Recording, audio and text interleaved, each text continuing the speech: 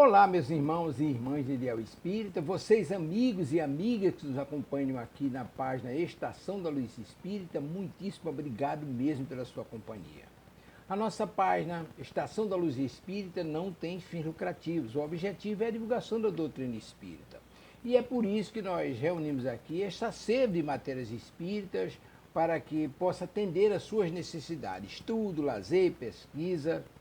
Você encontra aqui na nossa página Estação da Luz Espírita os livros da codificação, obras suplementares, entrevistas, palestras e os programas da Web Rádio Estação da Luz de Natal e Web Rádio Cristo Consolador de São Paulo. Ou seja, um acervo que atenda às suas necessidades, sem fins lucrativos. O objetivo é a divulgação da doutrina espírita. E agora eu convido você para nos acompanhar na reprodução de mais esse trabalho imperdível. Muito obrigado mesmo pela sua companhia e vamos juntos!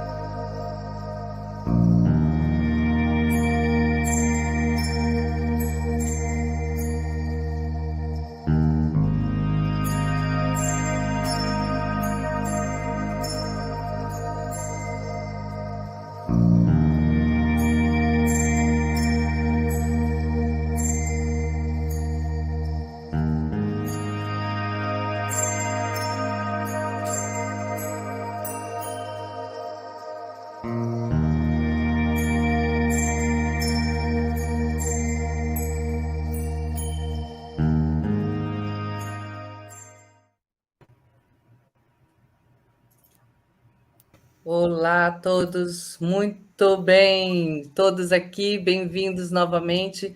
Hoje começando a segunda parte da primeira parte, olha só, estamos aqui estudando as epístolas, né? E temos a honra, né, e o prazer de termos conosco essas pessoas maravilhosas. E eu vou falar por ordem de tela, tá bom? Então, a gente tem aqui a Sônia, que vai me ajudar aqui na apresentação, coordenar as perguntas, respostas, pesquisa. A gente está aqui de apoio para essas meninas, né, Sônia? É isso. Muito boa tarde, bom dia ou boa noite, não é? Nós não sabemos a que horas as pessoas vão ver. E estamos aqui mais uma vez para este maravilhoso trabalho que nos vai dar a conhecer as epístolas e também vai nos fazer compreender o quanto elas são úteis para nós ainda hoje em dia. Muito bem. E aí, a partir disso, a gente vai continuar agora com a Sonja. Sonja, bem-vinda. Muito obrigada, olá a todos, um prazer enorme, obrigada. É um trabalho maravilhoso e ter vocês aqui com a gente aliás, nos dá a oportunidade de estar aqui com vocês, é uma honra. Muito obrigada, viu? Ao contrário. Ai, que bom. Heloísa, minha querida, você também muito bem-vinda. Olha só o time, gente. Tudo mulher trabalhadora da Casa do Caminho, literalmente, né? Obrigada, Euridice. Boa tarde ou boa noite a todos. E muito contente por estar aqui de novo. Que maravilha. Kátia Buononi. Olá, pessoal. Boa tarde ou boa noite. É um prazer enorme estar com vocês de novo. Muito obrigada pela oportunidade. Tá vendo? Essa oportunidade é de todas aqui, todos nós, né? Que a Sônia está caindo e a Sônia já está entrando aqui, assim, caiu, levantou na hora. Ela está com algum problema de conexão.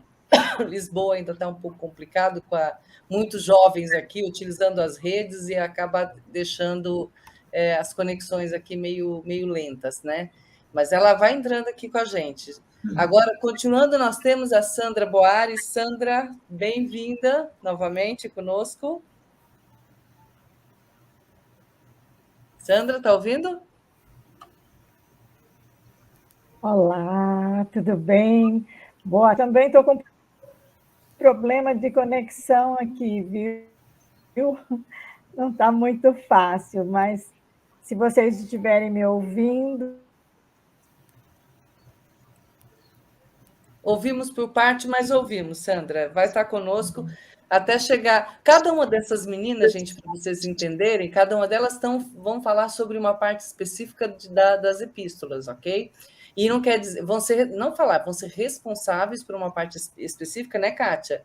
Mas todas estão aqui dando suporte, complementando esse trabalho maravilhoso, porque é um trabalho muito sério, de muita responsabilidade, e a gente sabe que isso aqui vai ficar gravado para vocês pesquisarem sempre quando puderem, para estudarem, para levar às casas espíritas de vocês, e também outras religiões, porque aqui nós estamos falando sobre assuntos da Bíblia, claro que com uma ótica espírita, tá bem? Então, fiquem à vontade para divulgar esse trabalho também nos núcleos de estudo, ok? E também participar conosco, acrescentar, trazer dicas, perguntas. A gente vai tentar esclarecer as dúvidas de vocês da melhor forma possível. O importante é a gente estar aqui conectado. Certo? Falei alguma coisa? Faltou alguma informação aqui para a gente partir para as nossas orações de abertura? Ok. Ok? Então vamos lá. Então a gente vai ter. A abertura hoje vai ser feita pela Heloísa, né, Heloísa? Isso.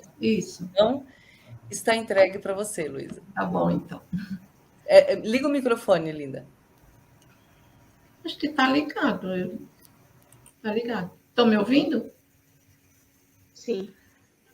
Então, vamos todos serenando mentes e corações para a nossa prece de abertura.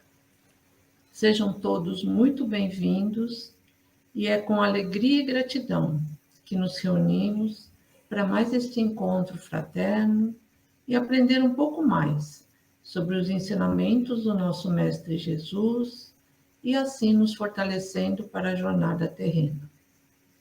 Humildemente, pedimos sustentação e amparo para a explanação de hoje, principalmente a Kátia, que conduzirá a aula através de seus estudos e conhecimentos. Que ela possa ser inspirada, intuída, para atender às nossas necessidades e que nós também estejamos disponíveis para acolher o estudo e, mais do que compreender com a mente, possamos transformar os ensinamentos em ações, internalizando em nossos corações, para assim refletir as bênçãos do nosso Mestre Jesus em todos os lugares. E assim harmonizados, agradecidos e amparados pelos mensageiros do alto, pedimos licença para dar início às atividades do dia de hoje. Que assim seja, graças a Deus. Com certeza essa licença nos foi concedida, né? Olha, eu só relembrando a vocês, esse é um programa que vai acontecer todas as terças-feiras, até falarmos sobre todas as epístolas, acontecerá todas as terças-feiras, sendo que no Brasil o horário é 16 horas, e aqui em Portugal, 20 horas. Nesses horários estaremos junto com vocês aqui, prontos para poder fazer esse estudo junto com vocês e essas meninas que vão trazer para a gente o estudo, tá? Vocês podem acessar o que já foi apresentado, por exemplo, a Kátia, na semana passada, começou a introdução falando sobre o cristianismo primitivo, né, Kátia? E vai continuar hoje. E vocês podem acessar através do canal do YouTube Estação da Luz Tavares e procurarem lá Epístolas Visão Espírita Cristianismo Primitivo, ok? Aí já consegue ver a gravação passada. Ou pelo Facebook, Web Rádio Estacão da Luz RN, do Rio Grande do Norte, também procurar da mesma forma, Epístolas Visão Espírita Cristianismo Primitivo. Vocês vão conseguir acompanhar essa sequência. Hoje nós estamos na parte 2, que é sobre o cristianismo primitivo, e nesse momento eu tenho a honra de entregar para você, Kátia. Obrigada, Eurídice. Bom, a gente vai continuar a apresentação do cristianismo primitivo. Não temos data estipulada para a gente terminar nada, né, Eurídice? A gente pode ir caminhando conforme o fluxo das aulas, e vocês podem fazer as suas perguntas, que as meninas vão selecionar, e a gente vai ter um tempo durante a nossa apresentação para responder as suas perguntas, para ouvir os comentários, que são muito importantes e enriquecem toda a nossa apresentação. Então, a gente retomando de onde paramos a semana passada, nós estávamos vendo como é que eram as comunidades cristãs primitivas, como é que elas se compunham, como é que elas funcionavam. Então, nós vimos que a maioria das pessoas que compunham essas comunidades eram pessoas simples, humildes, escravos, mulheres, comerciantes e soldados, porque era essa a grande massa da população que compunha o Império Romano daquele tempo. Então, a maior parte das comunidades era composta por esse contingente de pessoas que era quem compunha. Estou achando alguma coisa estranha, vocês estão sumindo, o que está acontecendo? Desculpa. Achei que tinha alguma coisa errada. Não, está tudo certo, pode continuar. Estamos aqui. As marinheiras de primeira viagem aqui. Então, as pessoas que eram de origem judaica, que faziam parte das comunidades, continuavam agindo como judeus. Iam ao templo, frequentavam as sinagogas, faziam seus sacrifícios, porque eles entendiam que Jesus tinha vindo a partir da comunidade judaica, ele tinha vindo dentro da cultura judaica, ele tinha vindo para cumprir as profecias do Velho Testamento, e assim ele o fez. Então, eles continuavam dentro do pensamento judaico, porque para eles, Jesus... Não, por favor, não me deixem sozinha, não, eu preciso que vocês estejam comigo. Aí, o que aconteceu foi que havia também muitos judeus que participavam de todo o Império Romano que acabavam vindo para Jerusalém. Muitos deles vinham porque eles tinham que, uma vez no ano, vir até o templo, fazer seus sacrifícios e tal. E muitos vinham porque ouviram falar naquela seita dentro do judaísmo que fazia maravilhas, que eles curavam doentes, que eles traziam um entendimento novo sobre a ideia do Velho Testamento, das profecias todas que vieram a ser cumpridas com Jesus. Então, muitos judeus que eram chamados judeus helenistas, porque eles viviam em áreas do Império Romano em que prevalecia a cultura grega. Então, eles falavam grego, eles tinham uma possibilidade de se misturar com os gentios muito mais facilmente do que os judeus oriundos de Jerusalém. Então,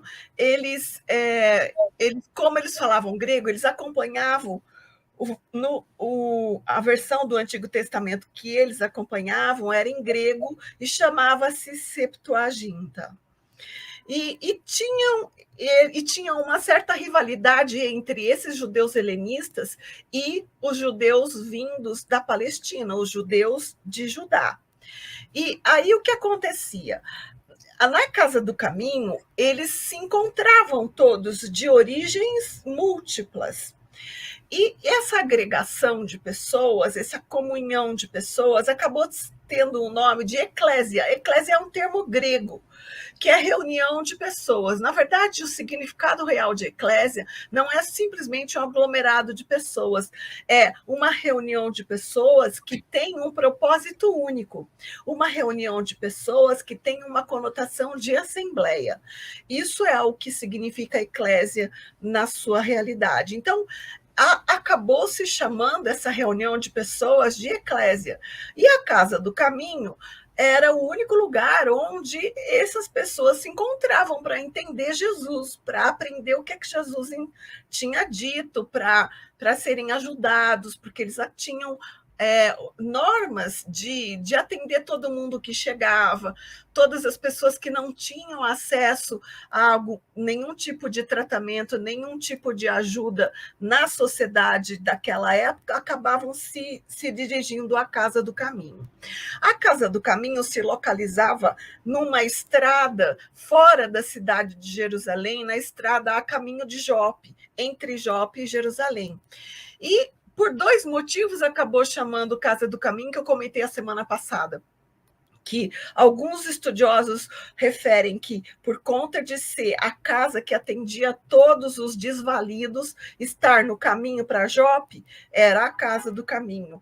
Outros dizem que os apóstolos eram denominados pelas pessoas de fora do contexto crístico de os homens do caminho, por conta de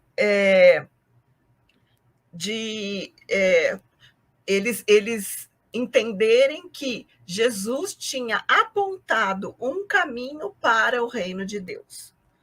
Então, essas 2 vertentes se encaixam e vários historiadores trazem uma ou outra, às vezes as 2. E, enfim, o que importa é que hoje a gente tem milhares de casas do caminho espalhadas pelo Brasil, né? E vamos lá para o próximo, por favor? Não, tem em Portugal também, viu? Ah, tem também? Então, o que acontecia nessa comunidade? Acontecia as pessoas se reuniam e traziam como oferta, como contribuição para a Casa do Caminho, doações de grande monta, distribuíam os seus bens em favor da casa. E esses bens eram todos utilizados no atendimento aos desvalidos. Eles não tem um slide entre esses 2? Esse e agora o outro. O próximo. Não, então vamos lá, volta para. E aí isso aí, obrigada.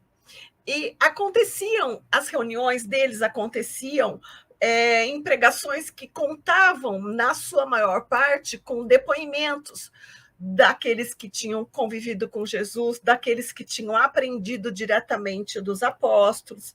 Muitas conversões aconteciam nesses encontros, e eles continuavam fazendo aquilo que vinham fazendo já desde quando conviviam com Jesus, que era o batismo e a ceia comunitária. Isso acontecia nos cultos e nas reuniões na Casa do Caminho.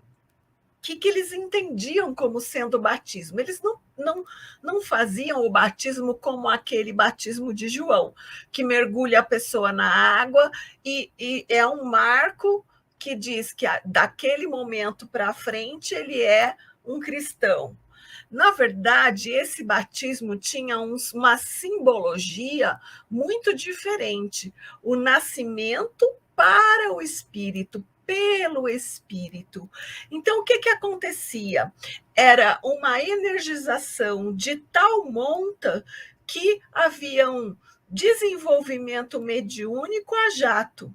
Então, muitas pessoas, por conta do batismo que os apóstolos utilizavam, acabavam conseguindo fazer a comunicação com o plano espiritual acontecer.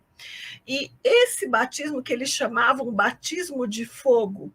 Por que batismo de fogo? Porque, lembrando que em Pentecostes, Pedro dizia, arrependam-se dos seus pecados, e porque o reino de Deus está próximo.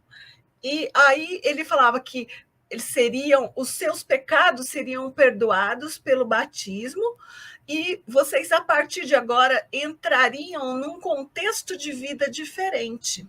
Então, esse batismo marcava a aceitação de Jesus como Senhor condutor de um novo pensamento, como Jesus como sendo o intermediário entre Deus e a mim mesmo.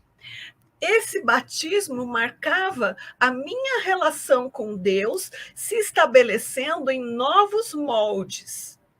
Então, esse batismo, que era o batismo de fogo, como eles costumavam chamar, era um tanto diferente do batismo de João Batista, que mergulhava as pessoas nas águas do Rio Jordão. E acontecia também nas comunidades a ceia comunitária, que era uma celebração dessa nova aliança que Jesus veio estabelecer com Deus. Então, a gente tem a história da primeira aliança estabelecida por Moisés, no ato da Tábua dos 10 Mandamentos, e Jesus veio estabelecer uma nova aliança com Deus. Tudo isso foi preconizado, foi previsto no Velho Testamento. Jeremias dizia que Jesus viria trazer uma nova, conectar uma nova aliança com Deus. Então, o que aconteceu? A ceia comunitária lembrava as ações de Jesus com os apóstolos. Então, as ações de Jesus com os apóstolos tinham a ver com a forma como ele foi traído, a forma como ele morreu e, principalmente, a forma como ele nos legou essa nova aliança com Deus. E, principalmente, com Deus e com os outros, porque passamos a entender, a partir de Jesus, que não estamos sós e que precisamos uns dos outros para poder crescer espiritualmente, porque na grande maioria das vezes Deus age através das próprias pessoas, das suas criaturas, para ajudar as próprias criaturas. Então, a ceia comunitária lembrava essa nova aliança. É como se eles estivessem refazendo essa nova aliança, como se eles estivessem revigorando todas as vezes essa nova aliança com Deus. E o testemunho que essas pessoas que participavam das comunidades cristãs davam da sua fé, eles tinham uma obediência severa aos preceitos do Cristo. Eles viviam de forma muito rigidamente os conceitos morais e éticos que Jesus trouxe. Então, eles se tornavam muito respeitados por isso. E muitas vezes eles eram até temidos. Por que temidos? Porque nessas comunidades aconteciam muitas curas, as pessoas chegavam lá totalmente desvalidas e, de repente, elas tornavam-se trabalhadores do caminho, né, como eles chamavam, tornavam-se membros atuantes na comunidade, e quando eles entravam em contato com a família ou com alguém que conhecia de antes, eles ficavam assim muito surpresos, eram fenômenos que eles não sabiam explicar, não tinham noção. Como é que as pessoas se curavam desse jeito? Como é que as pessoas revertiam os seus quadros daquela forma? Então, eles eram tanto respeitados quanto temidos por conta desses processos que eles nunca conseguiam entender e explicar. Pode passar próximo, por favor. Então, havia nessa comunidade, por conta dessa convivência de diferentes vindos de todos os lados, judeus e gentios, judeus helenistas, judeus palestinos, havia uma constante tensão. Alguns se achavam melhores, outros se achavam mais destacados, enfim. Essa tensão sempre aconteceu dentro das comunidades, e a gente vai ver isso muito, muito claro nas cartas de Paulo. Ele vai trabalhar muito essas dificuldades de convivência entre as diferenças. E os cristãos mais destacados, aqueles que sabiam ler, sabiam escrever, aqueles que tinham um pouco mais de cultura, aqueles que tinham convivido mais de perto ou com os apóstolos ou com o próprio Jesus, eles faziam questão. Deixa eu só lembrar aqui, fazendo um parênteses, gente, que os apóstolos, com exceção de 2 deles, que eram Judas Iscariotes e Mateus, o levita, e os outros eram todos analfabetos. E eles não escreviam cartas de próprio punho, eles ditavam as cartas para alguém que soubesse escrever. Muito importante a gente lembrar disso, e isso vai ser muito falado daqui para frente, quando a gente estiver estudando as próprias epístolas. Então, o que acontecia? Alguns cristãos eram mais letrados. E o que eles faziam? Eles escreviam cartas colocando as coisas que eles tinham aprendido, escrevendo as coisas que eles tinham ouvido sobre Jesus, ou os próprios apóstolos pediam para alguém que soubesse escrever, escrevesse o que eles ditavam, contando o que eles tinham vivido com Jesus. E essas cartas eram trocadas, que eles chamavam de pergaminhos, que Paulo vai falar em Paulo e Estevão, os meus pergaminhos. Então, eram rolos de pergaminho que eles levavam trocavam entre as igrejas, e que tinham um grande valor doutrinário, porque nesses relatos de vivência estavam contidos o aprendizado da essência da doutrina crística, que tinha a ver com a forma de entender as propriedades das virtudes, como Jesus tinha nos trazido, e também tinha a ver com como se viver essas coisas no seio da comunidade. Então, essas cartas tinham sempre muito valor doutrinário. Eles entendiam nas comunidades que Jesus era o Messias anunciado pela cultura judaica, que Jesus era o Messias que foi previsto em todas as profecias. E mantinham o Antigo Testamento como algo norteador dos seus sentimentos, dos seus pensamentos e das suas condutas. Eles entendiam que a ressurreição de Jesus, as aparições de Jesus, eram obras de Deus, eram ações divinas para nos conduzir a um entendimento da realidade espiritual que antes a gente não tinha. Então, eles entendiam isso, era assim que eles viam. E, em vendo assim, eles valorizavam em muito a figura de Jesus, a vida de Jesus na Terra, todos os acontecimentos que Jesus viveu e também todos os ensinamentos, na essência, que Jesus nos legou. Então, eles tanto valorizavam a vida e a história de Jesus como ser, quanto valorizavam os ensinamentos de Jesus como constância ética e constância moral. E eles cuidavam de proteger esses ensinamentos contra falsos profetas. Então, essa preocupação dentro das comunidades também é muito, muito revisada e muito forte nas cartas de Paulo, que a gente vai ver. Pode passar o próximo, por favor. E aí, conforme foi acontecendo tudo isso, a gente chega mais ou menos na época dos anos 70, quando a invasão de Tito na cidade de Jerusalém e destruiu o templo, destruiu o grande templo de Jerusalém. Aí, quando aconteceu isso, os judeus de Jerusalém expulsaram todos os judeus helenistas da cidade. Então, eles tiveram que sair de lá corridos. Saíram de Jerusalém e foram para vários outros lugares, levando o que eles tinham entendido, o que eles tinham aprendido sobre a doutrina de Jesus. E levando tudo isso em pergaminhos, em papiros gregos, escritos em grego. Né? E aí o que os judeus de Jerusalém fizeram? Eles barraram a entrada em todas as sinagogas e espalharam esse comportamento por todo o império, que os judeus que se diziam cristãos não podiam mais frequentar as sinagogas dos judeus. Então, as pessoas ou eram judeus ou eram cristãos.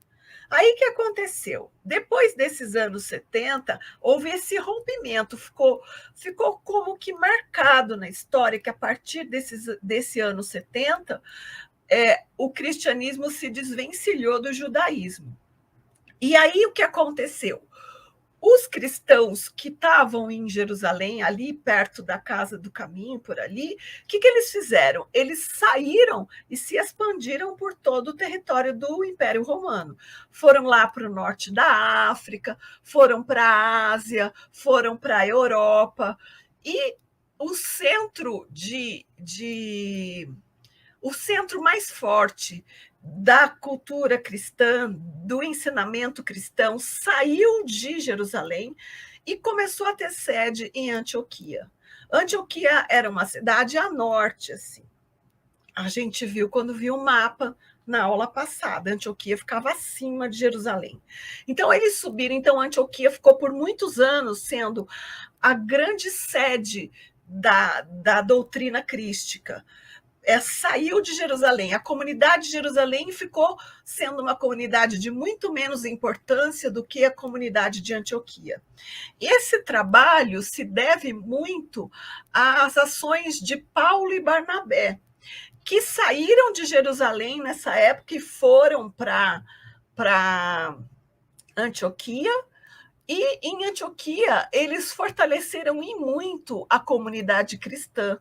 Lá. De lá, Paulo fez a sua sede, de lá ele partia para fazer as suas viagens.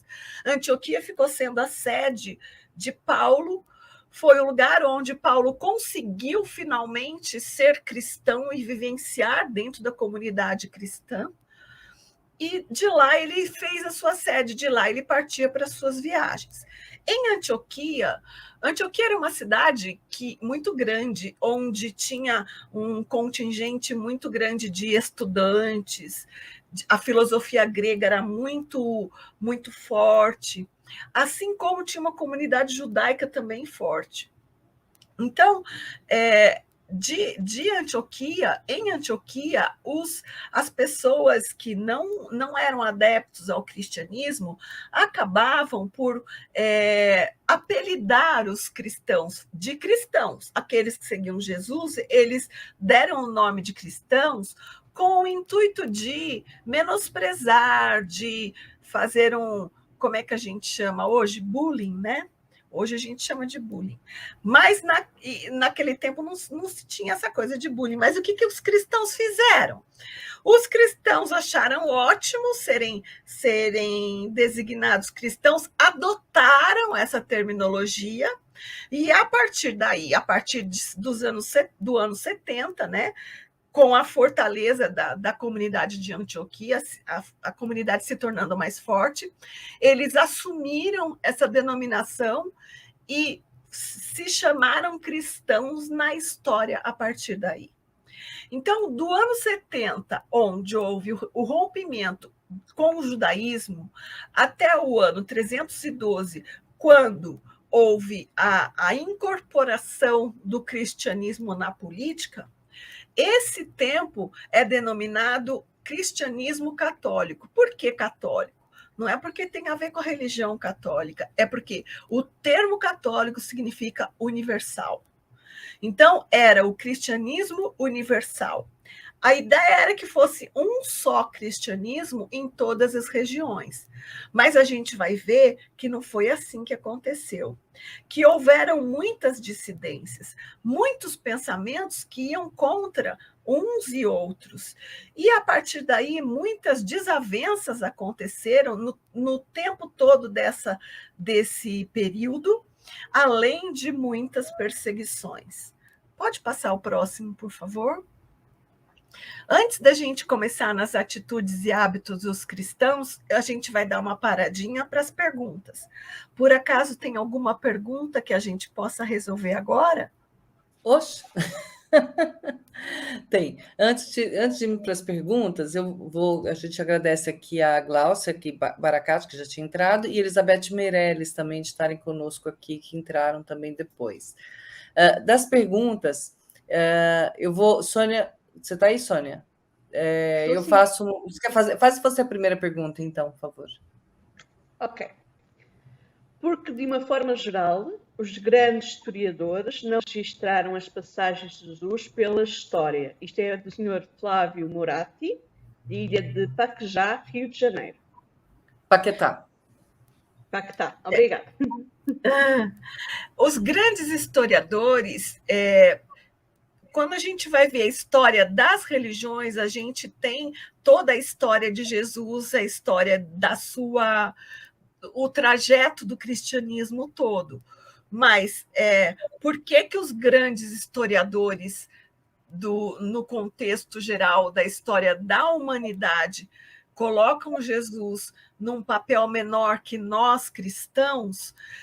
Eu entendo que seja porque a figura histórica de Jesus não teve um papel tão relevante na história como teve na religião.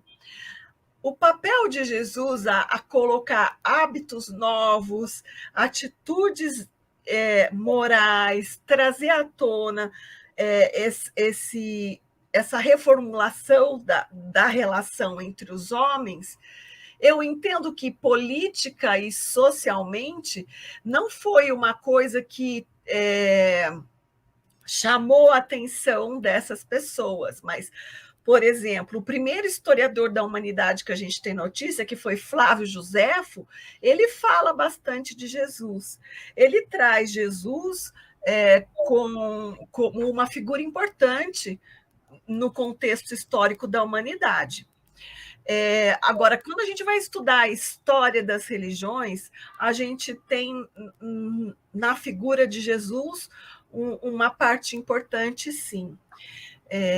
Eu não tenho muitos argumentos além desses para poder responder essa pergunta. Se alguém tiver, aceito sugestões, aceito comentários, mas a minha ideia é essa, tá? Não sei se eu ajudei o senhor Flávio, mas se ele pode até estar nos acolhendo com outros comentários.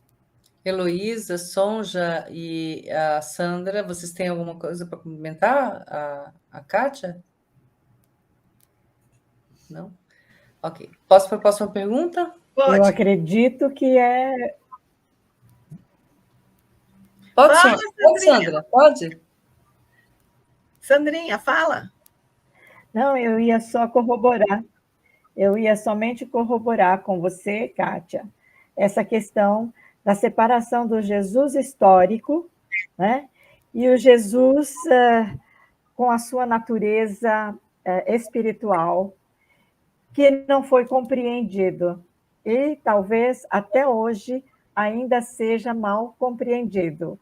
E que é exatamente esse novo modelo de vida que ele trouxe, que deveria ser mais trabalhado. E, como você disse, somente nos aspectos religiosos é que isso tem o destaque.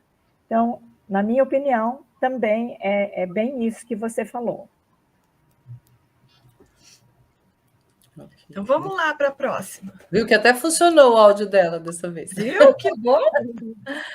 Eu vou fazer a próxima aqui, que é da Perla Duarte, de Nações Divinópolis, Minas Gerais. Em falando de batismo, que você comentou, né, Kátia, sobre os batismos, né? Em falando de batismo, sabem me dizer se alguma vez Jesus batizou alguém ou alguns dos apóstolos? Eu não tenho notícia desses fatos assim.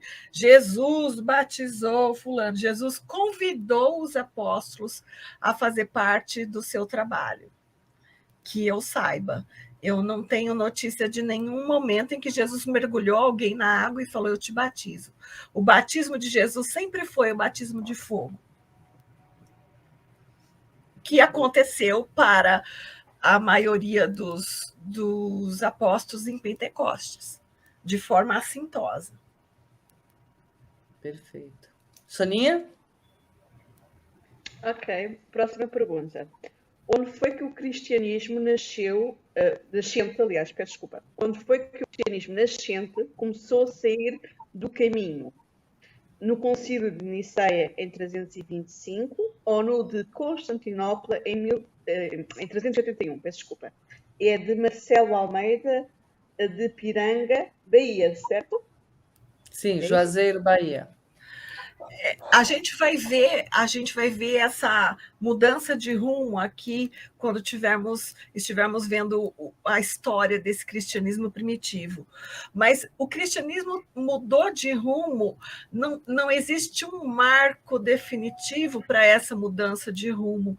Ele foi acontecendo aos poucos, ele foi acontecendo conforme as ocorrências iam acontecendo na vida das pessoas. Uma coisa interessante que eu acho, para a gente parar para pensar, que a construção da história, a gente está vendo a história do cristianismo que deu origem a quem nós somos hoje, como pensamos hoje. Minha internet falhou, gente? Não, Mas dá está pra, ótima. a gente está te ouvir. Tá. É que todo mundo parou aqui para mim. Tudo bem, Então, estamos te ouvindo.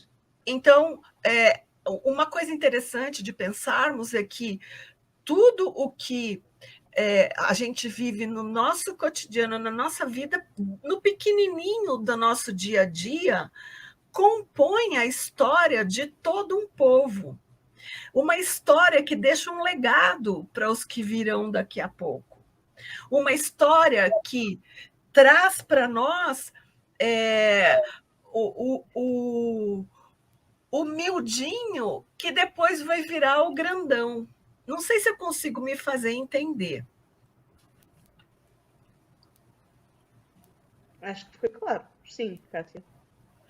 Gente, apareceu uma coisa aqui na minha tela que eu estou saindo da página. Está acontecendo alguma coisa com a transmissão comigo? Não, eu vou Nós estamos falando bem, Kátia. te remover e te colocar de volta. Tá. Bom, então, isso é o que acontece na história. E a gente vai ver que Agora deixamos de ouvir. com outro acontecimento, alguém que interpretou de um jeito, alguém que interpretou de outro, foi trazendo divergências, foi trazendo entendimentos diferentes, as filosofias vigentes na época, os grupos de pensadores da época foram acolhendo e absorvendo o espiritismo, o cristianismo, e trazendo para ele alguns aspectos diferentes que foram dando interpretações diferentes. E essas divergências é que vão causar a saída do trilho. Mas isso vai acontecendo aos pouquinhos, não há um marco. Os marcos aconteceram com os acontecimentos políticos. Esses são os marcos, mas as divergências vão acontecendo. A gente vai ver durante o nosso percurso aqui, que esses acontecimentos são históricos, né? Eles vão numa sequência, um após o outro, e vão dando divergências, que uma hora culminam nas diferenças. Tá.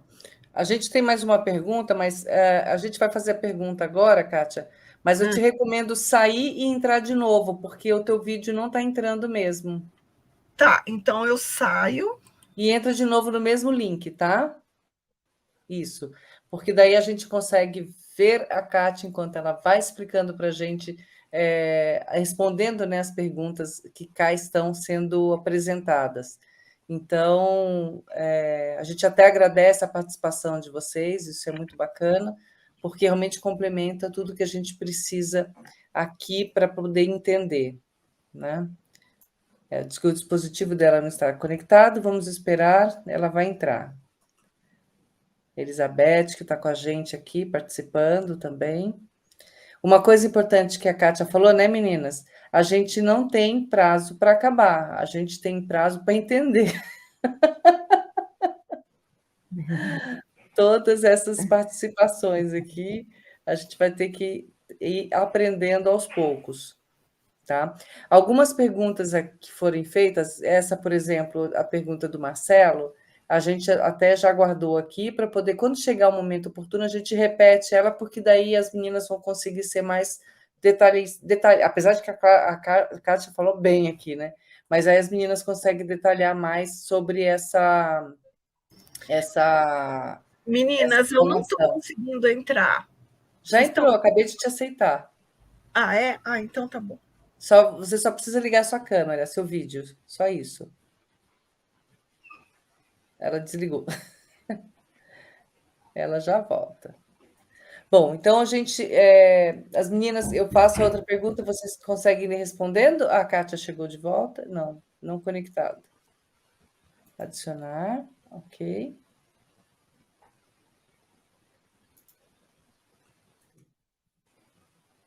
Ela não entrou? Não. Acho que entrou agora. Não consigo ativar minha câmera, gente. Tá bom, vamos ficar então sem a câmera, tá? Eu clico nela e ela não, aí ela desativa o som. Não tem problema. Então vamos ficar sem a câmera. É importante a gente estar. Ela tentou, acho que ela tentou clicar na câmera. Tá. Mas olha, muito obrigada, Olga Feitosa, que também sempre nos acompanha. Olga, muito obrigada, está aqui conosco também. Chegou um pouquinho mais tarde, mas pode depois voltar. Tudo isso, gente, está gravado para que vocês possam dar acompanhamento, seguimento depois no estudo, tá bem? Fiquem à vontade que vai estar tudo gravadinho aqui para vocês. Vou ver câmera. se eu consigo ativar a câmera agora. Não, não conseguiu.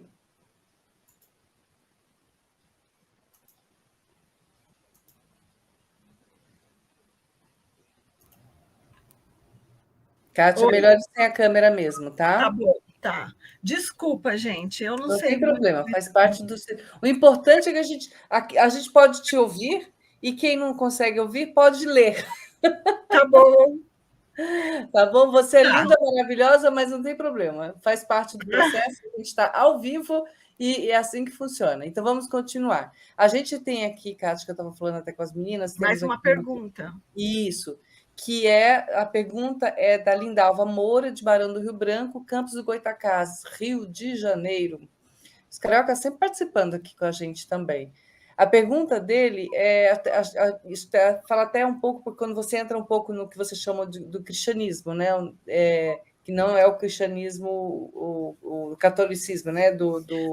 Não é catolicismo, é o cristianismo católico, que eles deram um nome, que era o cristianismo universal. Eles queriam dizer um cristianismo universal. Saiu do contexto do cristianismo primitivo, porque nos anos 70 a maioria dos apóstolos já tinha morrido, já estavam entregues às mãos dos sucessores. Então, era o cristianismo católico, o cristianismo universal. Daí veio o nome Igreja Católica, mas isso veio depois. Tá? Ok. E aí, então, por causa disso, a gente já vai fazer aqui a pergunta da Lindalva, né, que é: quais os dogmas do judaísmo e da religião romana foram incorporados no cristianismo nos primeiros anos?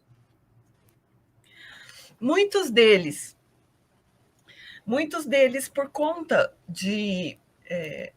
dessa junção, né? Então, a ideia do sacrifício, a gente vai ver daqui a pouco, a ideia da penitência, a ideia da indulgência, e dos pagãos, muita coisa foi acrescentada, foi absorvida pelo cristianismo no processo histórico do cristianismo.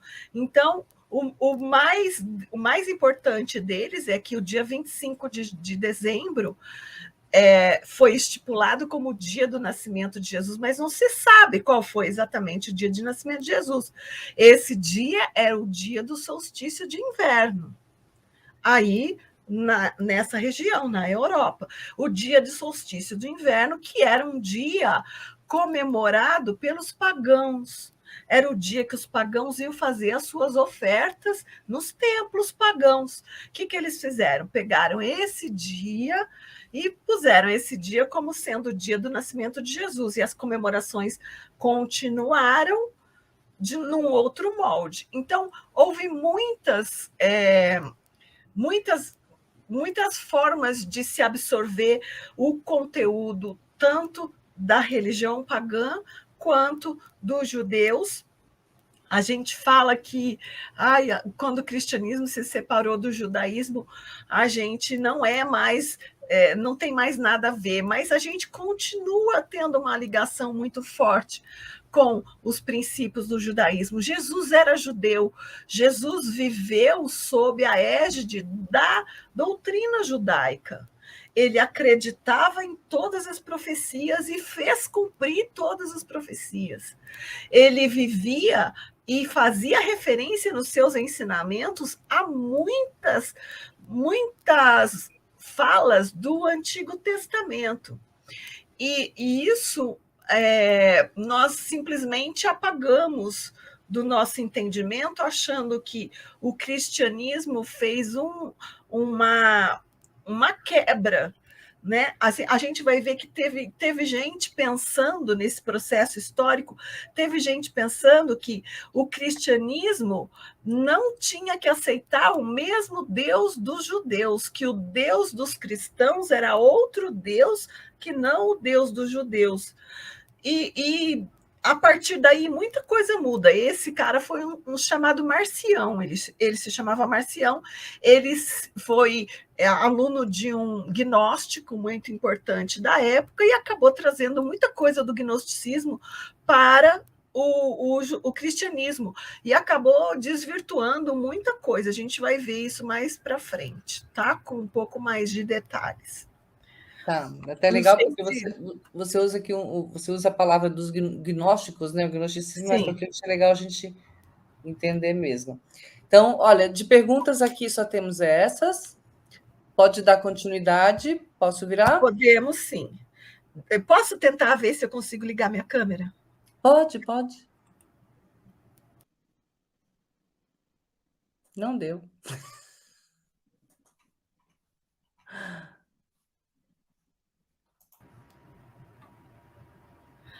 Vou ficar sem câmera mesmo.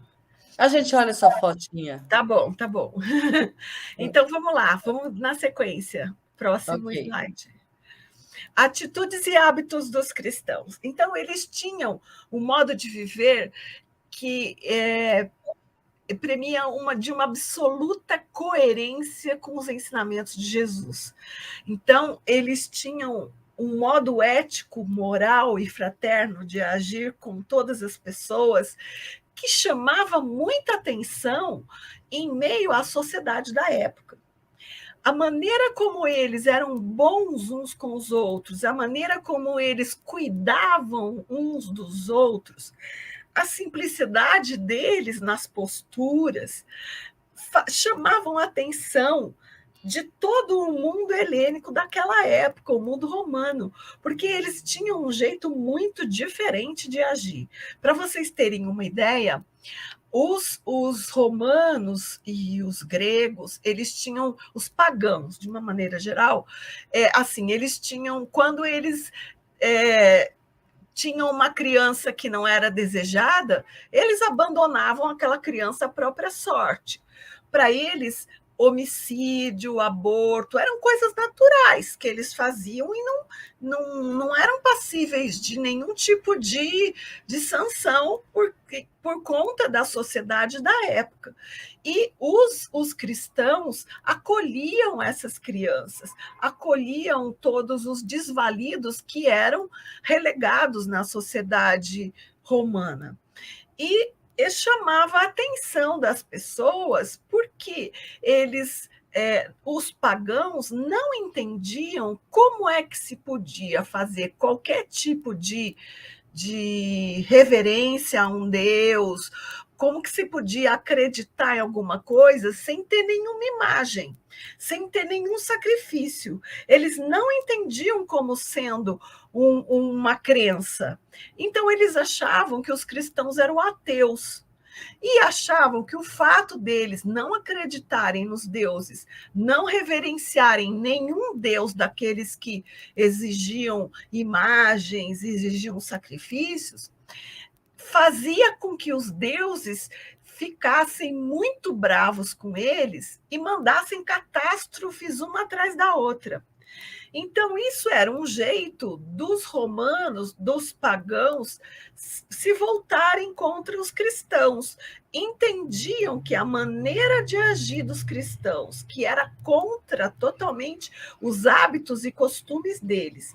Os cristãos não frequentavam a mesa dos pagãos, não frequentavam os circos romanos, as as lutas de gladiadores, que eles dominavam o povo, traziam o povo escravizado e colocavam aquelas pessoas para lutarem contra os gladiadores, para fazer as apresentações no circo. Então, eles não concordavam com nada disso, então eles não assistiam isso, eles não compactuavam com a maneira dos romanos viverem. E os romanos, por vez, entendiam que a forma deles agirem tão discretos, tão honestos, tão puros, tão bondosos, ia contra a necessidade que os deuses tinham de reverência. E aí eles estavam sujeitos à ira dos deuses por conta da atitude dos cristãos. Então, essa divergência causou, muitas vezes, as demandas em relação às perseguições aos cristãos. Então, faziam denúncias de que, quando o entendimento, por exemplo, de que o compartilhar do pão e do vinho estava associado ao corpo e ao sangue de Jesus, eles denunciavam às autoridades que os cristãos faziam sessões de canibalismo. Quando eles recolhiam as crianças que eram enjeitadas pelos romanos, eles entendiam que os cristãos iam fazer sacrifícios humanos. Então, muitas desses entendimentos por parte dos pagãos eram motivo de denúncia contra os cristãos. Os cristãos tinham uma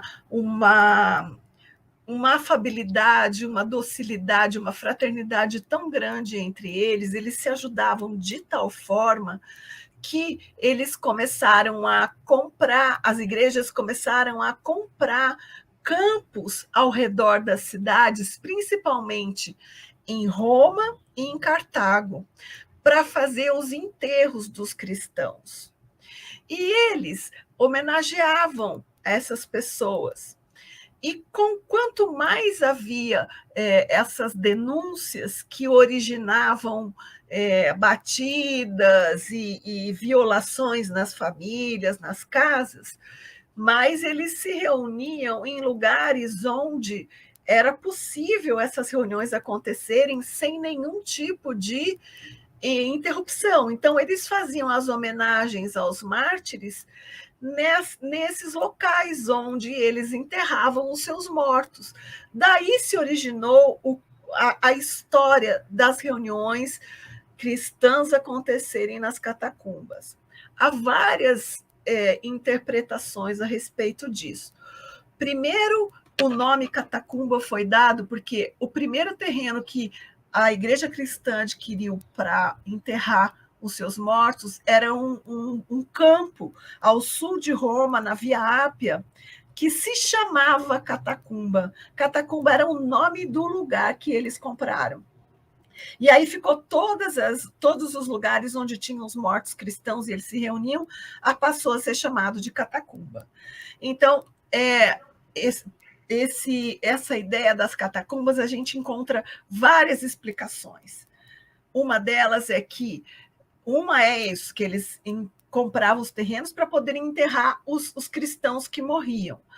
Outra é que havia uma proibição de reuniões, e o único lugar em que essa proibição não atingia eram os cemitérios. E aí os cristãos passavam a fazer as suas reuniões nos cemitérios, porque eles ficavam isentos dessas interpretações e denúncias que faziam contra eles. E também tem a ideia de que, quando eles tiveram os mártires durante as perseguições, eles faziam cerimônias comemorativas anualmente aos seus mártires mortos nas perseguições, nos circos romanos. E dessas celebrações, acabou surgindo a possibilidade dos encontros. Então, há várias explicações para que as reuniões acontecessem nas catacumbas. O que a gente sabe é que as contingências daquela época culminaram nessa reunião, nesses locais. E a gente vai ver mais para frente, aí eu trouxe alguns desenhos que foram encontrados nas catacumbas que foram arqueologicamente descobertas, né? Pode passar o próximo, que eu estou adiantando as coisas. Eles tinham esse distanciamento da vida pagã, que eu já falei, que eles não participavam de festejos.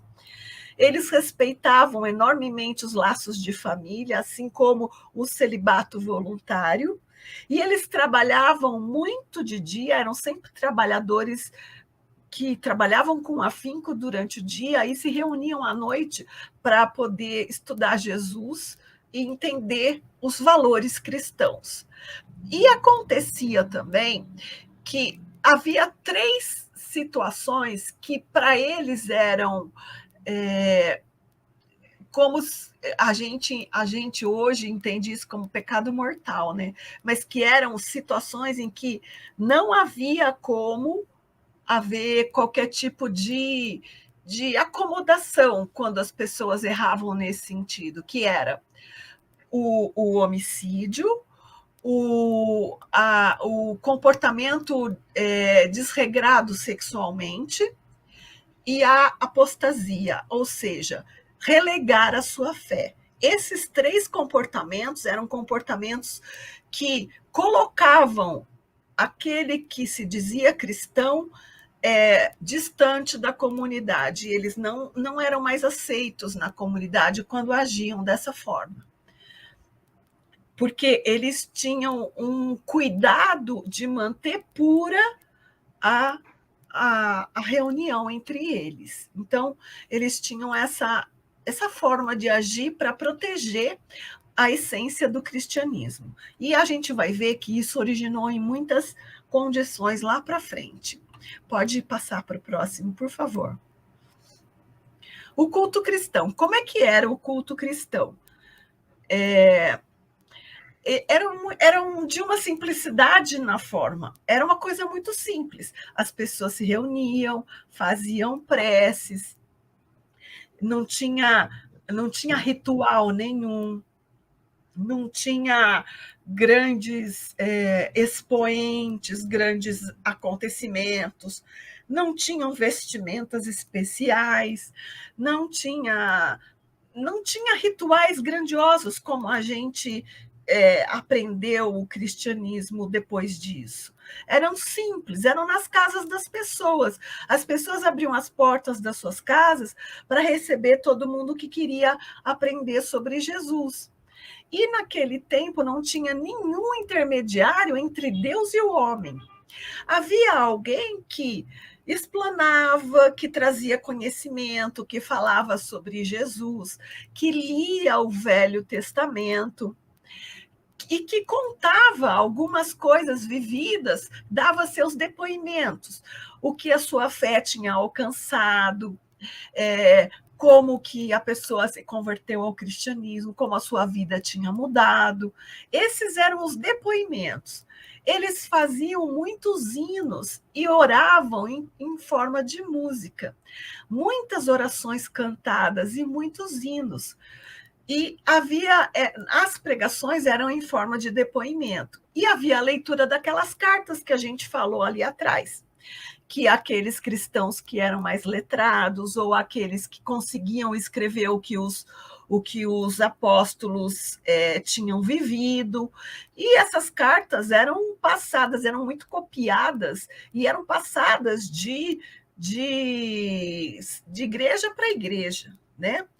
Então, eles liam essas cartas e liam também o Velho Testamento, que era de onde Jesus tirava toda a base dos seus ensinamentos.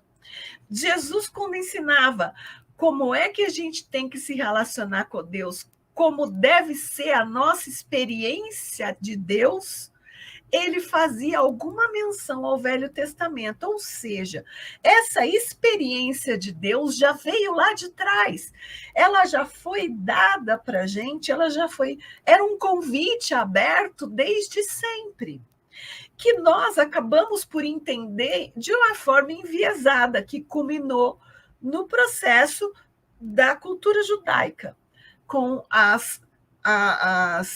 os sacrifícios exteriores, os rituais exteriores. Mas esse convite à experiência de Deus, isso é muito, muito importante. O cristianismo foi o tempo todo um processo de experiência de Deus, que Jesus trouxe para nós, de uma forma muito diferente daquele Deus cultuado exteriormente pelos judeus, mas que nunca tinha sido deixado de ser um convite para os judeus, que estava lá no Antigo Testamento. E Jesus veio tirando algumas lições do Antigo Testamento e trazendo para nós essa nova experiência de Deus, nos fazendo entender que o Deus que é o Deus de todos nós é amor, é perdão, é graça, que Paulo compreendeu de forma brilhante, e de forma brilhante passou para nós através das suas cartas. E eles tinham também nos cultos a hora da palavra do Espírito Santo. O que era isso?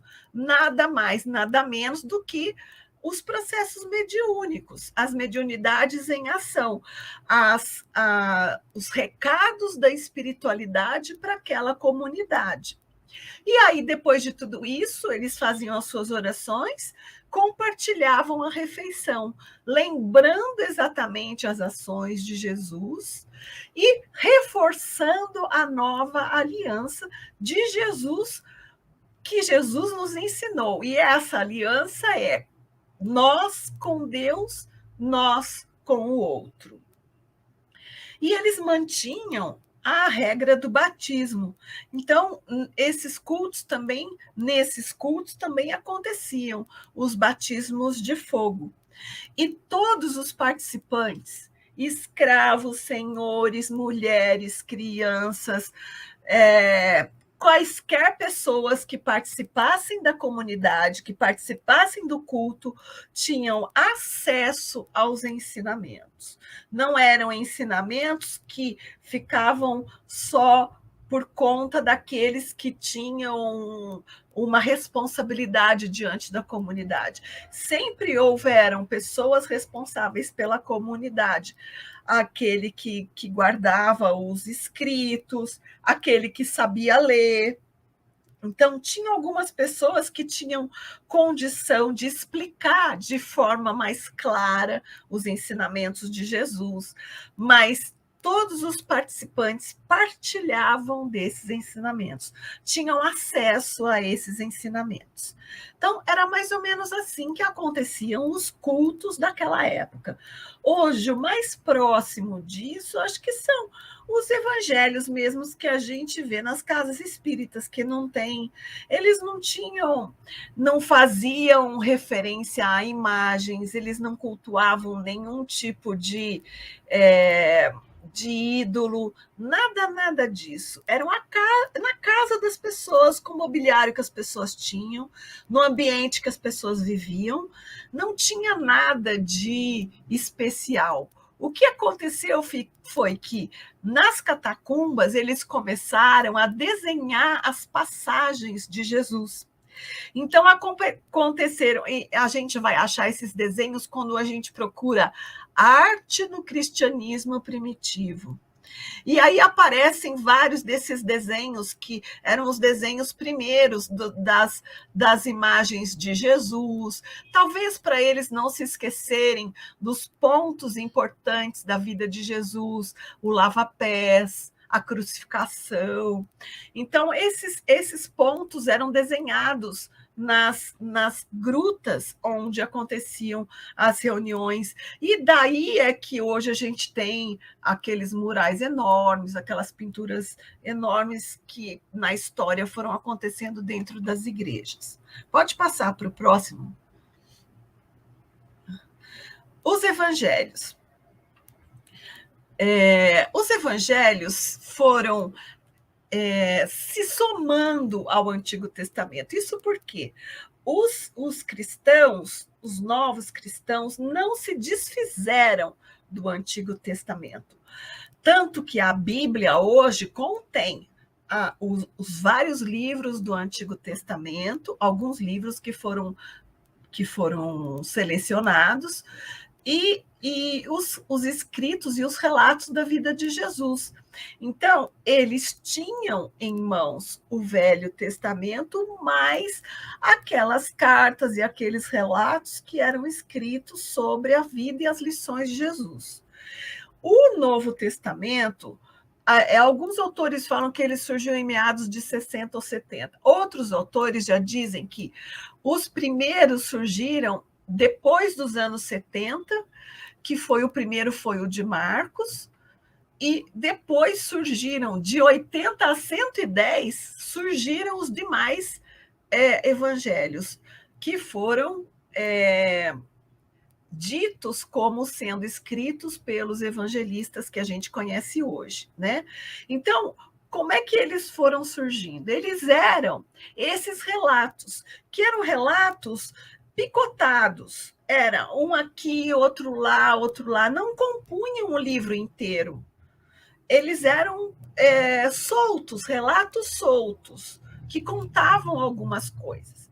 E, a partir daí, a gente teve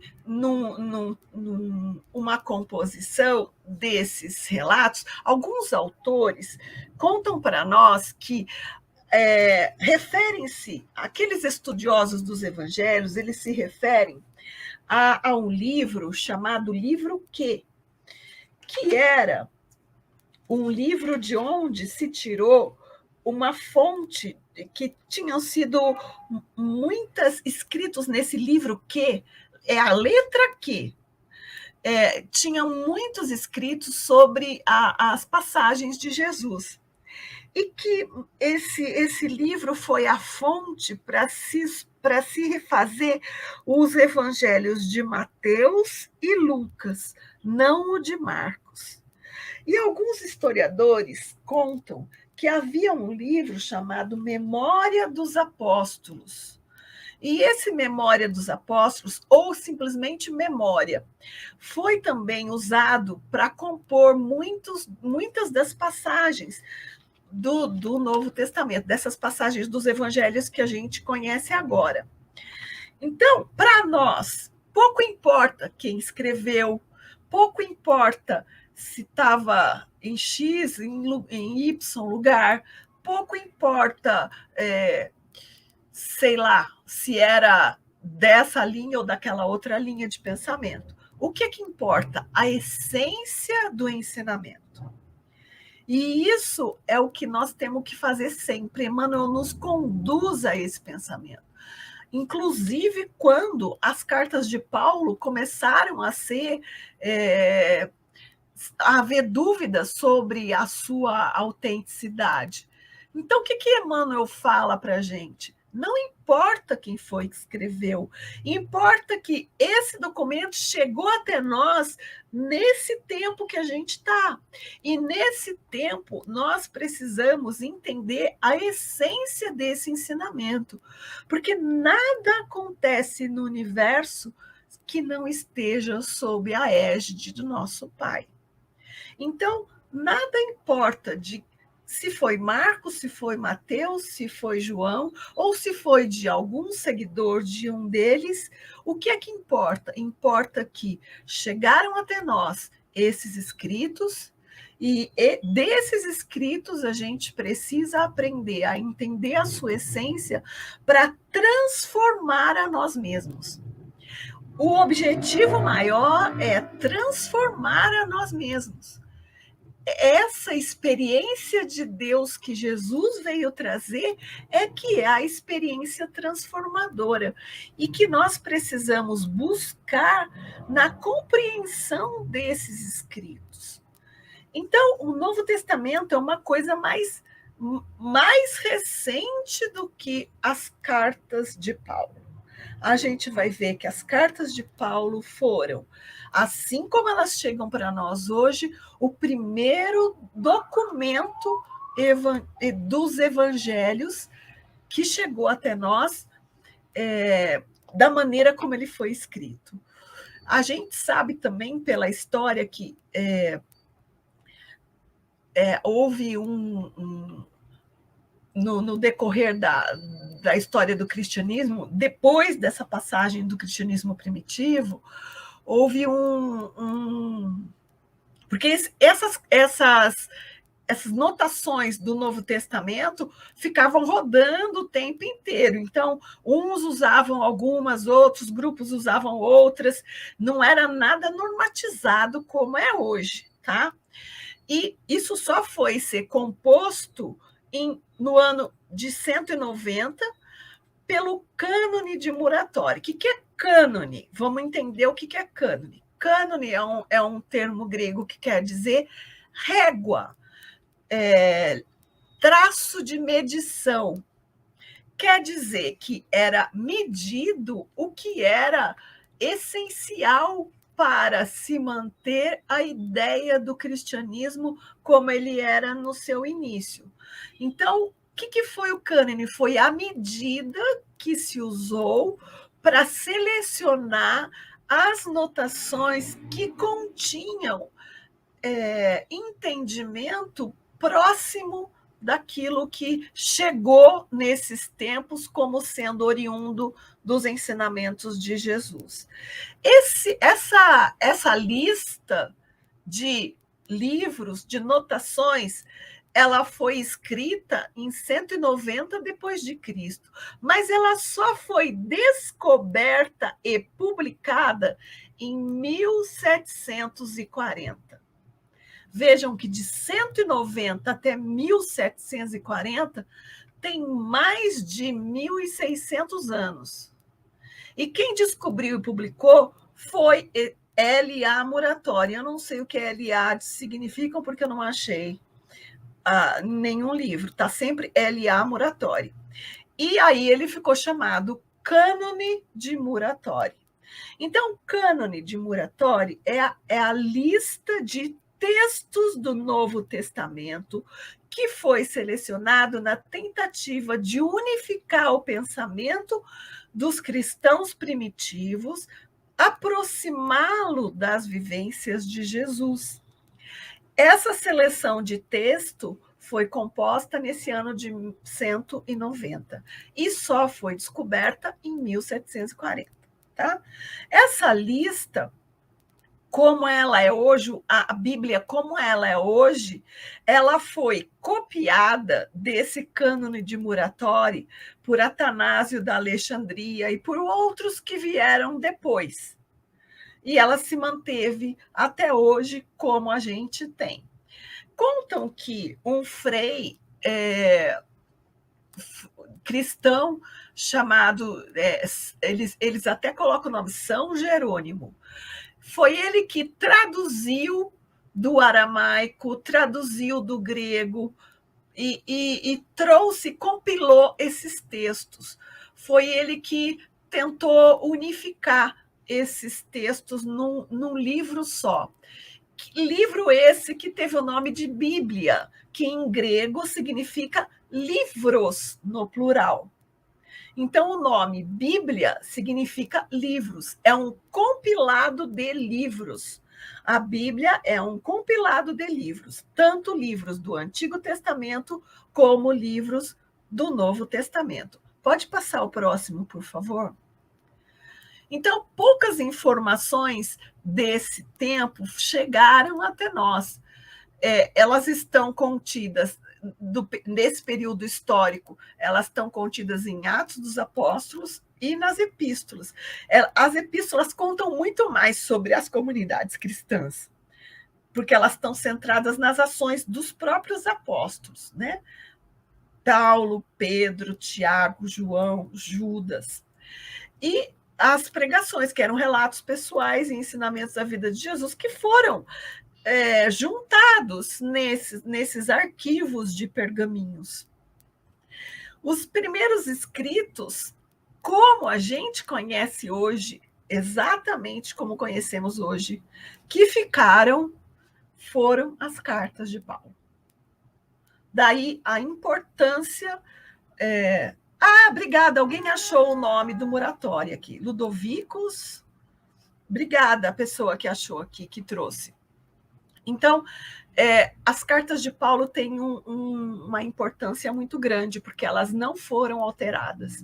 Elas não passaram por essas transações copiadas, elas foram copiadas, claro, mas elas chegaram para nós muito próximas de como elas foram escritas, muito mais do que os livros do Evangelho. Eu estou vendo aqui que a gente tem só mais 10 minutos. Eu gostaria de dar a parada aqui para a gente poder ver se tem mais alguns comentários e perguntas e fazer o nosso encerramento com tempo para não... Ludovicus Antônios Muratório, muito obrigada. Foi latinizado para Ludovico Antônio, mas o original era Ludovicus Antônios. Gente! Estão aqui. Tá aí? Então tá bom. Pensei que eu estava sozinha. Não. Estamos aqui. Quem achou para a gente foi a super Sonja. Obrigada, Sonja. Por isso que tem que ter essa equipe, né? Um vai complementando aqui para o outro e acrescentando com os seus conhecimentos. E vocês têm conhecimentos imensos. Ainda não temos perguntas mais, a gente, nesse momento. Só tivemos pessoas que entraram depois, né? O Zeni, a Marisa César, muito obrigada por estarem também conosco aqui. Tá? Tem sim, acabou de entrar um. Tá, o que significa... Eu vi a pergunta aqui, o que significa canônimo e apócrifo? Canônico, que ele fala, né? Apócrifo, e qual apócrifo. É a diferença entre eles? Tá. Flávio Moretti e Ilha de Paquetá. O que é canônico? É considerado canônico aquele que foi medido e selecionado como condizente com os ensinamentos de Jesus, aquele que tem autoria aproximada, que é conhecida, que é passível de ser verdadeiro, segundo os critérios da seleção. E apócrifo é aquele que não pode ser comprovado como verdadeiro, que não pode ser comprovada a sua autoria, e que não pode ser passado pelo crivo da verdade. Isso foi o que as pessoas, no transcorrer do tempo, foram entendendo que seja apócrifo e canônico. Hoje, a gente sabe que lá no norte da África se descobriu no século passado muitos escritos ainda nos pergaminhos que eram tidos como Evangelho de Tomé, Evangelho de Maria e outros tantos, Apocalipse de Pedro, Apocalipse de outros autores. Então, a gente sabe que muitos outros trechos relatados como sendo evangelhos ou fatias desse entendimento do cristianismo foram encontrados porque Jesus falava aramaico, para quem perguntou aqui. Foram encontrados como eles foram preservados, porque durante as perseguições eles também queimavam os escritos. E aí, o que aqueles cristãos do norte da Europa fizeram? Eles puseram em urnas de cerâmica e lacraram com cera e colocaram em cavernas para que não fossem encontrados e não pudessem ser destruídos.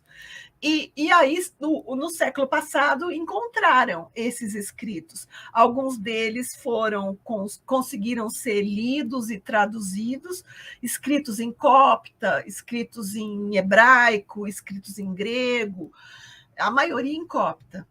Então, esses evangelhos foram trazidos como sendo, hoje em dia, eles são entendidos como apócrifos, porque não se pode atestar a veracidade de nenhum. Mas a gente sabe que muitos desses evangelhos tidos hoje como apócrifos contêm ensinamentos importantes de Jesus. Um deles, por muitos historiadores considerado, é o Evangelho de Tomé. É considerado como tendo muitos ensinamentos de Jesus importantes. E o Evangelho de Maria Madalena também. Eu sou suspeita para falar da Maria Madalena, mas, para mim, também é um deles muito importante, que hoje é entendido como sendo apócrifo. Então, canônico é o que é aceito como sendo verdade, e apócrifo é que tem a sua veracidade duvidada. Essa é a diferença. Tá. A pergunta, quem faz a pergunta lá sobre qual língua que Jesus falava é a Josefa Inácio de Matozinho, Congonhas, Minas Gerais, que também acompanha a gente aqui. Então, Jesus falava aramaico. E no aramaico, essa diferença nas traduções são bastante importantes. Por isso, o trabalho, por exemplo, do Haroldo Dutra é um trabalho de muito peso, porque ele foi buscar nas origens da língua.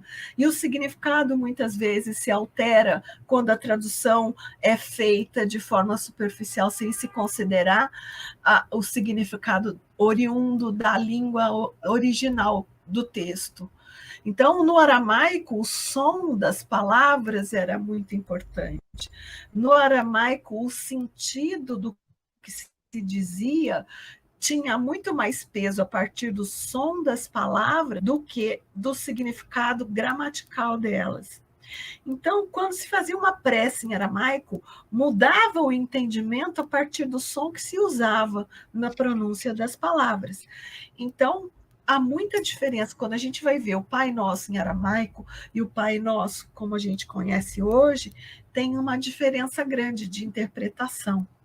E aí acontecem divergências de emanações vibráteis na hora que a gente reza, por conta dessas diferenças de entendimento da prece. Tem mais uma outra pergunta que eu vi aqui, né? Sim. Quem faz a pergunta... Quer falar, Sônia? Pode fazer, querida. Quem faz a pergunta é a Damastor Martins, de Corrente, Rosário, MA, gente, é Maranhão, né? Ok. Qual o motivo de Jesus não ser aceito pelo Sinédrio? Que fator legal para essa rejeição? Jesus pregava um ponto de vista diferente das lições do Antigo Testamento. Jesus pregava que os sacrifícios externos não tinham tanta importância, e toda a lei dos judeus da época se baseava em rituais e sacrifícios externos. Jesus não considerava, por exemplo, quem leu um pouco do Evangelho sabe, eles tinham o sábado como dia sagrado, e Jesus não considerava o sábado. Jesus dizia o quê? O sábado foi feito para o homem, não o homem para o sábado. Então, essas diferenças todas de postura, o fato do poder de cura que Jesus tinha, que ameaçava o poder do Sinédrio como um todo, tudo isso fez com que ele não fosse aceito. E eles entendiam que o Messias viria trazendo um cedro real, ele teria uma força política poderosíssima que iria devolver para os judeus o controle sobre a sua própria terra. Então, eles entendiam o Messias do ponto de vista exclusivamente material. Eles não conseguiram compreender o Messias na sua espiritualidade. E foi isso que fez com que Jesus não fosse aceito, porque ele não era o Messias que eles queriam, ele era um outro Messias. Muito bem. Bom, não temos mais pergunta, nosso tempo também já está acabando, temos 2 minutinhos, ainda vamos fazer a nossa oraçãozinha de encerramento, mas não sem antes relembrar. Bom, primeiro agradecer a todas vocês novamente. Kátia, obrigada por mais essa aula. Acredito que semana que vem vai estar com a gente ainda dando continuidade, né, Kátia? Sim, sim. Sobre o cristianismo primitivo. E aguardem, gente, ainda temos as outras meninas, elas estão quietinhas aqui agora, mas elas vão começar a falar também, se preparem. Vocês vão ter uma overdose de mim agora no começo, porque depois que eu falar do cristianismo, a gente vai falar sobre as epístolas, o que eram as epístolas, e depois eu ainda vou apresentar Paulo para vocês. Só aí que nós vamos começar a falar das cartas. E aí eu vou passar o bastão para a Elô. Mas, até então, vocês vão ter uma overdose de mim, eu vou pedir paciência para vocês, para me aguentarem. Paciência dada. E até lá a gente acha um jeito aí na sua câmara para poder resolver. E vocês que estiveram com a gente também, depois entrou conosco a Ione Miadaira. Tá? Namastê para você também, Ione. Uma boa noite para todos vocês. Queremos agradecer novamente por mais esse dia, né, mais essa aula nossa, né, sobre o cristianismo primitivo, e dizer para vocês, né, que fiquem tranquilos, porque isso acontecerá toda terça-feira, do horário Brasil, 16 horas, e horário Portugal, 20 horas. Eu e a Sônia estaremos aqui de apoio para esse quarteto fantástico aí, a Kátia, a Sandra, a Heloísa e a Sonja Lobo. Vamos fazer junto com vocês aqui, que estão assistindo, vamos fazer parte desse estudo maravilhoso sobre as epístolas, uma visão espírita do cristianismo, e no momento estamos estudando especificamente o cristianismo primitivo. É muito bom estar com todas vocês, meninas. Muito obrigada novamente por mais essa partilha, né, de vocês conosco. Agradeço imenso. A nossa oração de encerramento vai ser a Soninha, mas antes disso, alguém de vocês quer falar mais alguma coisa?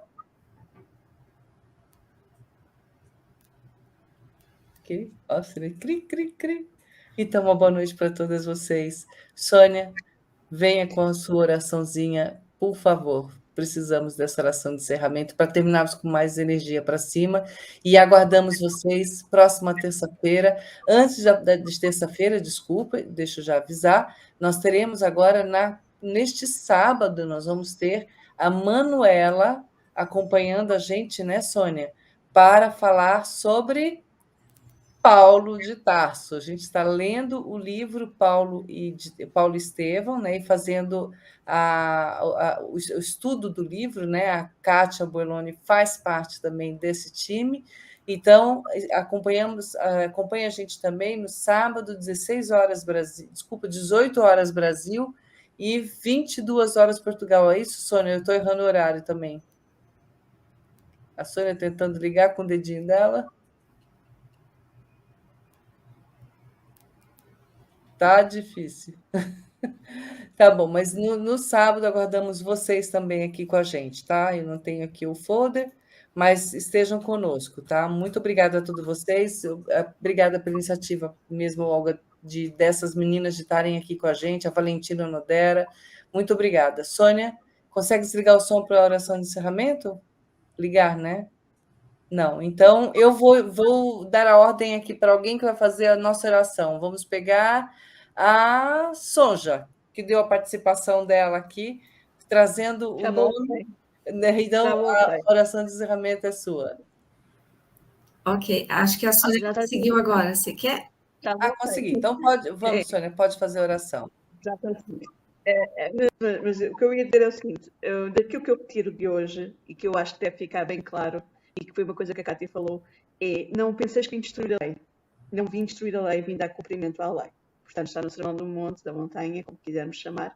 Portanto, lembrando sempre isto, que Deus, né, que é o nosso Pai, mandou, porque é o nosso governador espiritual, Jesus, para nos vir mostrar, através da sua vivência, como é que nós devemos viver o amor, que hoje foi muito bem resumido, amor, perdão e graça, como disse a nossa querida Cátia. Então, vamos fazer a nossa oração com todo o nosso amor, com todo o nosso carinho, Vamos nos ligar aos benfeitores amigos. Vamos agradecer o amparo divino que constantemente os benfeitores estão fazendo e trazendo a nós através da intuição.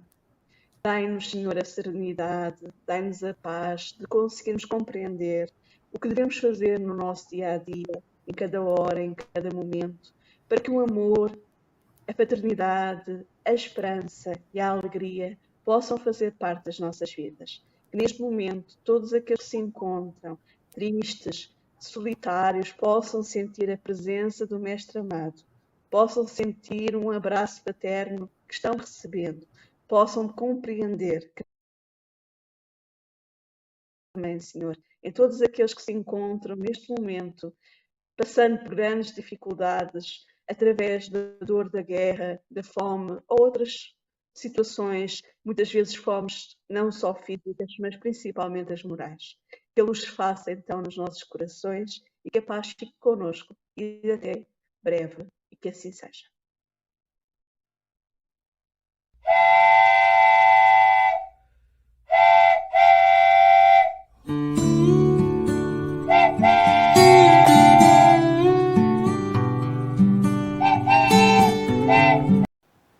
Chegamos ao final da nossa atividade. Muitíssimo obrigado mesmo pela sua companhia e espero você no próximo evento.